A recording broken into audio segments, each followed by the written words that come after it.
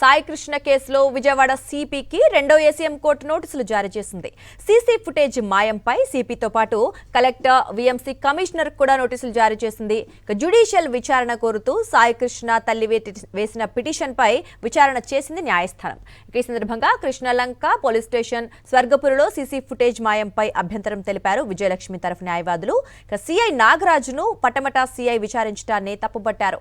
సాయి కృష్ణ మృతదేహం ఏమైందో ఇప్పటికీ రిమాండ్ రిపోర్టులో పేర్కొనలేదని కోర్టు దృష్టికి తీసుకెళ్లారు.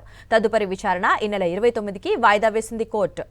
సాయి కృష్ణ కేసులో విజయవాడ సిపికి రెండో ఏసీఎం కోర్టు నోటీసులు జారీ చేసింది. సీసీ ఫుటేజ్ మాయంపై సిపితో పాటు కలెక్టర్, విఎంసీ కమిషనర్ కూడా నోటీసులు జారీ చేసింది. జ్యుడిషియల్ విచారణ కోరుతూ సాయి కృష్ణ తల్లి వేసిన పిటిషన్పై విచారణ చేసింది న్యాయస్థానం. ఈ సందర్భంగా కృష్ణలంక పోలీస్ స్టేషన్ స్వర్గపురిలో సీసీ ఫుటేజ్ మాయంపై అభ్యంతరం తెలిపారు విజయలక్ష్మి తరఫు న్యాయవాదులు. సిఐ నాగరాజును పట్టమట సిఐ విచారించడాన్ని వారు తప్పుపట్టారు. సాయి కృష్ణ మృతదేహం ఏమైందో ఇప్పటికీ రిమాండ్ రిపోర్టులో పేర్కొనలేదని కోర్టు దృష్టికి తీసుకెళ్లారు. తదుపరి విచారణ ఈ నెల 29కి వాయిదా వేసింది కోర్టు. ఇక ఇదే అంశంపై మరిన్ని అప్డేట్స్ అందించేందుకు విజయవాడ జిల్లా కోర్టు నుంచి మా కరెస్పాండెంట్ సురేంద్ర సిద్ధంగా ఉన్నారు. సురేంద్ర, చెప్పండి, ఇప్పుడే చూస్తున్నామంటే సీసీ ఫుటేజ్ మాయంపై ఇప్పుడే చర్యలు తీసుకుంటున్నట్లు సిపికి, కలెక్టర్కి, మిగతా అధికారులందరికీ కూడా నోటీసులు వెళ్లాయని వింటున్నాం. ఏంటి అప్డేట్స్? దుర్గా, సాయికృష్ణ కేసులో జ్యుడిషియల్ ఎంక్వైరీ కోరుతూ ఈరోజు సాయికృష్ణ తల్లి విజయలక్ష్మి పిటిషన్ దాఖలు చేశారు. దాని మీద కోర్టులో విచారణ కూడా జరిగిన పరిస్థితి కనిపిస్తుంది. మనతో పాటు మానవ హక్కుల కమిటీ, భారత స్టేషన్ సంబంధించిన మానవ హక్కుల కమిటీ వాళ్ళు ఉన్నారు. వాళ్ళతో కూడా మాట్లాడుతున్నారు. సార్, ఏం చెప్తారంటే జ్యుడిషియల్ ఎంక్వైరీకి మీరు వేశారు, ఇప్పటికే సిట్టు విచారణ కొనసాగుతున్న పరిస్థితుల్లో జ్యుడిషియల్ ఎంక్వైరీకి సంబంధించి పిటిషన్ ఎందుకు వేశారు? ఎందుచేతంటే ఏదైనా పోలీస్ స్టేషన్లో లాకప్ డెత్ కానీ, లాకప్లో పోలీస్ స్టేషన్లో డిజపియరెన్స్ కానీ జరిగినప్పుడు పాత రోజుల్లో 2006 నుంచి సిఆర్పిసి అమెండ్ అయింది 176 క్లాస్ 1A. అలాగే బిఎన్ఎస్ఎస్ వచ్చిన తర్వాత 196 క్లాస్ 2 ప్రకారం ఏదైనా లాకప్ డెత్ జరిగినా, లాకప్లో డిజపియరెన్స్ జరిగినా జ్యుడిషియల్ ఎంక్వైరీ అనేది మ్యాండేటరీ. అంటే apart from the police investigation under section 196 class 2 BNSS judicial enquiry is must and mandatory.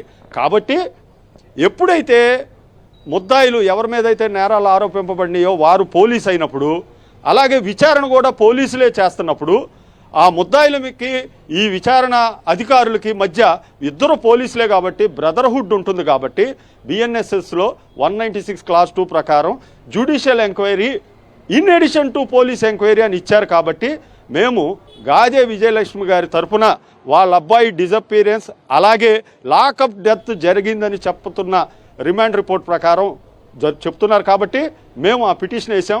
Judicial enquiry ఖచ్చితంగా జరగాలని పిటిషన్ వేసాం. ఆ పిటిషన్ను ఈరోజు గౌరవ కోర్టు వారు విచారించారు. విచారించి 29వ తారీఖుకి ప్రతివాదులకు నోటీస్ ఇమ్మని ఆర్డర్ వేశారు. అలాగే మేము ఇంకో విషయం చెప్తాం. రిమాండ్ రిపోర్ట్లో ఏదైతే సీసీ ఫుటేజెస్ 1/5/2026 నుంచి 1/6/2026 వరకు మేము ఏదైతే గాదే విజయలక్ష్మి గారి తరఫున సీసీ ఫుటేజెస్ ప్రిజర్వ్ చేయాలి కృష్ణలంక పోలీస్ స్టేషన్ అని వేశామో, ఆ తర్వాత కోర్టు వారు ఎలవ్ చేశారో, ఆ తరువాత సిట్ పోలీసు వారు సీసీ ఫుటేజెస్ లేవు అని నిర్ద్వందంగా రిమాండ్ రిపోర్ట్లో రాశారు. కాబట్టి యాక్చువల్గా GOMS 132 ప్రకారం స్టేట్ లెవెల్లో SLOT అని ఒక కమిటీ ఉంటుంది, డిస్ట్రిక్ట్ లెవెల్లో కూడా డిస్ట్రిక్ట్ లెవెల్ కమిటీ ఉంటుంది. డిస్ట్రిక్ట్ లెవెల్ కమిటీలో కమిషనర్ ఆఫ్ పోలీస్ విజయవాడ, అట్లాగే కలెక్టర్ NTR డిస్ట్రిక్ట్, అట్లాగే మేయర్ విజయవాడ, ఈ ముగ్గురు సభ్యులుగా ఉంటారు. స్టేట్ లెవెల్ కమిటీలో కూడా 4 సభ్యులు ఉంటారు, స్టేట్ లెవెల్ వాళ్ళు ఉంటారు. సో వీళ్ళందరి బాధ్యత, డ్యూటీ ఏంటంటే వివిధ పోలీస్ స్టేషన్లో సీసీ కెమెరాలు మానిటర్ చేయాలి.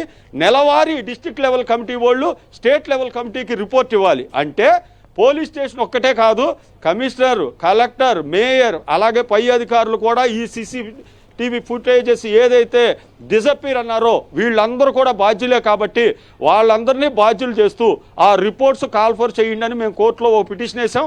అది కూడా కోర్టు వారు విచారించి ప్రతివాదులకు నోటీస్ ఇవ్వమని 29వ తారీఖు ఆర్డర్ వేశారు.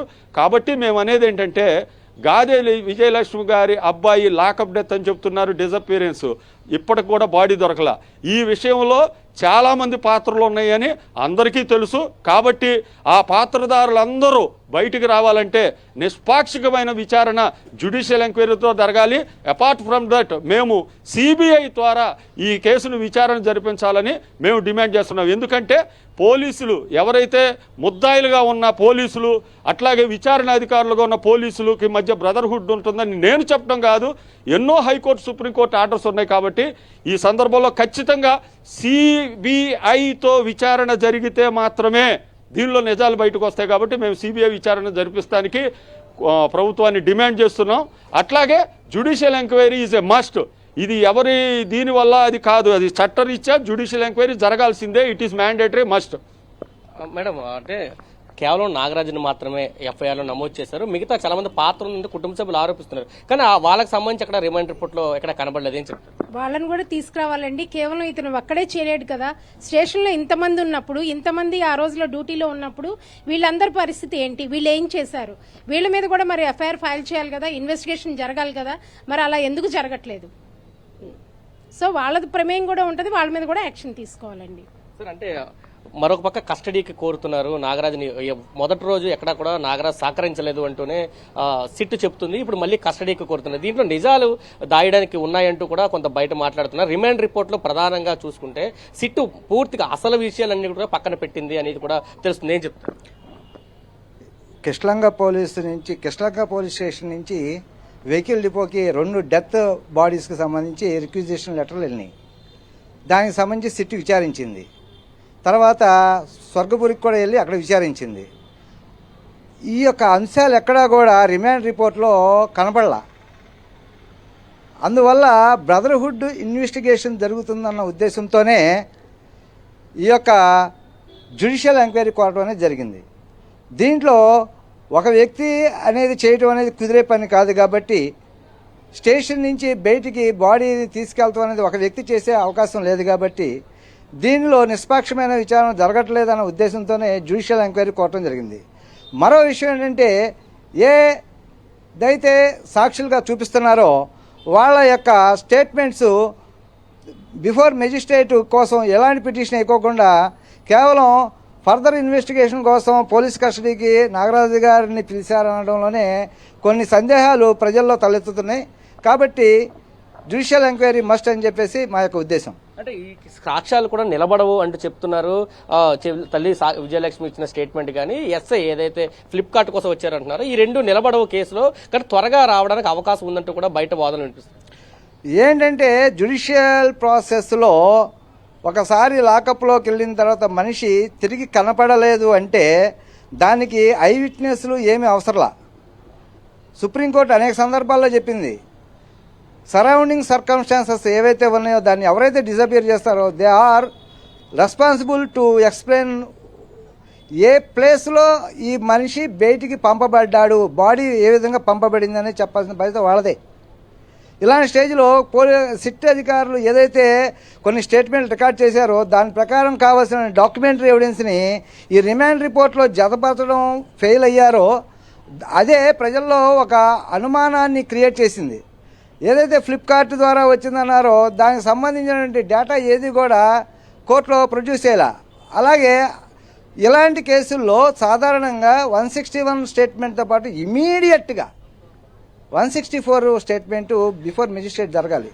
అది చేయించడంలో సిట్టు ఎందుకదో తాసారం చేస్తుంది. కాబట్టి ప్రజల్లో ఇలాంటి అపోహ రావడం సహజం. కానీ ఈ కేసులో ఖచ్చితంగా న్యాయం జరుగుద్దని, సత్యమే గెలుస్తుందని మేము నమ్ముకుంటున్నాం.